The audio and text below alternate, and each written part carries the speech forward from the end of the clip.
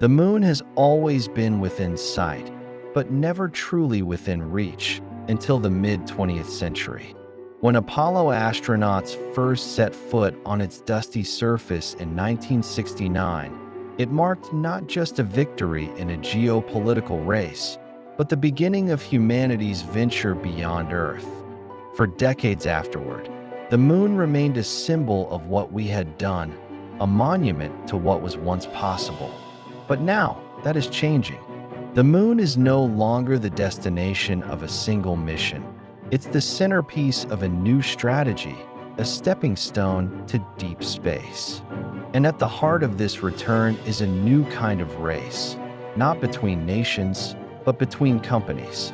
A dramatic shift is underway in the contracts that will decide who builds the lunar landers, the spacecraft that will deliver humans to the moon's surface for the first time in over 50 years. These changes aren't just bureaucratic or budgetary. They reflect a transformation in how we approach space exploration itself, not through centralized government efforts alone, but through public-private partnerships that blend innovation, ambition, and risk. The moon is open for business, and the players are changing fast. NASA's Artemis program is the blueprint for humanity's return to the moon. Unlike Apollo, Artemis is not just about planting flags. It's about building infrastructure, permanent bases, reusable vehicles, sustainable presence. The goal is to create a foothold on the moon's south pole, a region rich in water ice and scientific opportunity. From there, we launch not only missions, but momentum toward Mars and beyond. Central to this vision is a reliable lunar lander, capable of safely transporting astronauts from lunar orbit down to the surface and back again. But unlike the Apollo era, where NASA designed, owned, and operated all spacecraft, the Artemis program represents a shift in philosophy. Now, the agency turns to private industry, asking companies not just to supply parts, but to design and build entire systems, with NASA as the customer rather than the sole creator. In 2021, after an intense competition, NASA awarded the first Human Landing System, HLS, contract to SpaceX, choosing its Starship design for Artemis 3, the first crewed landing. The decision was bold, even controversial. Starship was still untested. Its size and scale were unprecedented, but it promised reusability, lower costs, and high payload capacity. Elon Musk's vision aligned with NASA's need for innovation. SpaceX would build the lander. NASA would buy the service. The reaction was swift. Competing bidders, including Blue Origin and Dynetics, formally protested the award, arguing that NASA had made the decision too quickly and with too narrow a focus. Congressional hearings followed. Funding debates erupted, but NASA stood by its choice.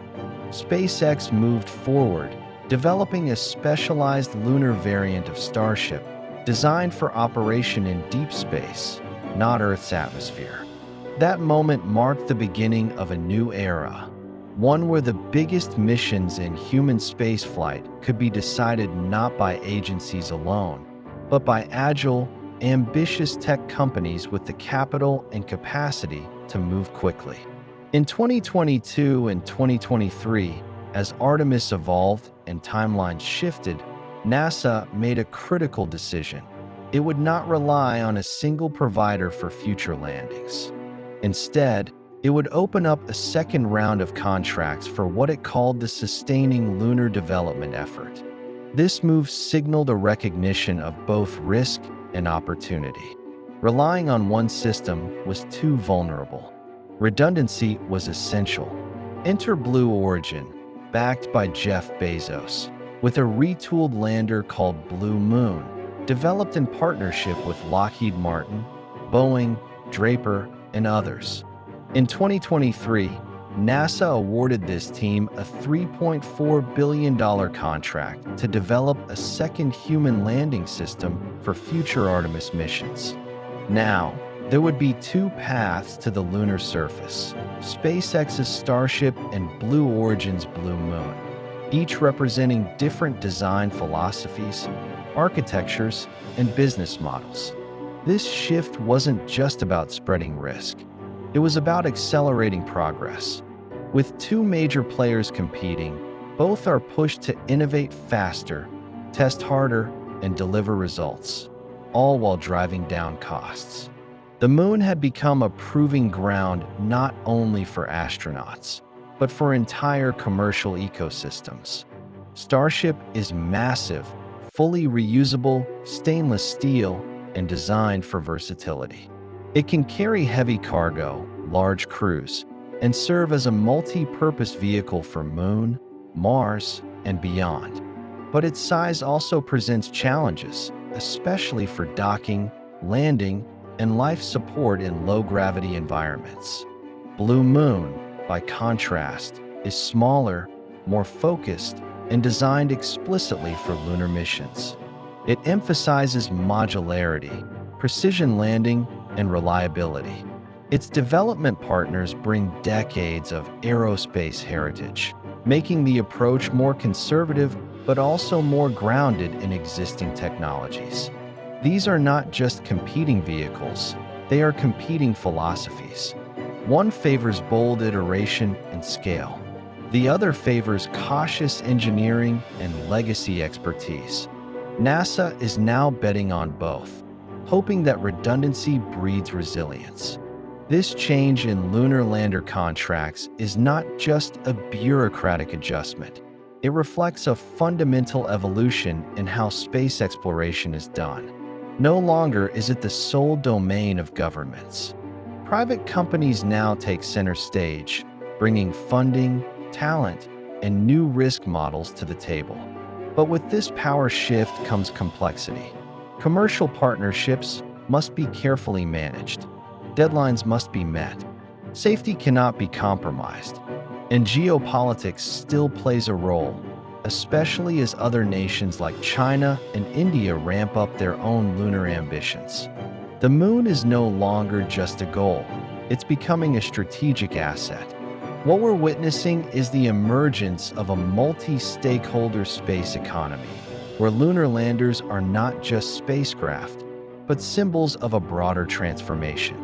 From science labs to factories, from tourism to mining, the moon may soon be more than a destination. It may become an arena of industry. These contracts are not just about delivering astronauts. They're about proving that this new model works, that commercial providers can be trusted with the most high-stakes missions in human history. A failure in lunar landing could derail Artemis. A success could launch a new golden age of exploration. NASA is placing big bets, not just on companies, but on ideas, on competition, on capitalism in orbit, on the belief that opening space to more players will make the entire system more dynamic, more affordable, and more sustainable. But it's a delicate balance. Too much privatization, and the mission becomes a marketplace. Too little, and innovation slows. What's needed is partnership, shared goals, shared risks, and shared achievements. The moon is rising once more, not as a Cold War trophy, but as a collaborative challenge. The rockets may bear company logos. The landers may be built in tech hubs, but the goal remains universal: to set foot on new ground, to expand the human story, to learn, and to stay. With every contract signed, we reshape who leads. With every lander built, we redefine how we explore. This is more than procurement. It's a pivot, from Apollo to Artemis, from state missions to shared missions. And as the moon awaits once again, we prepare not just to return, but to transform how we get there.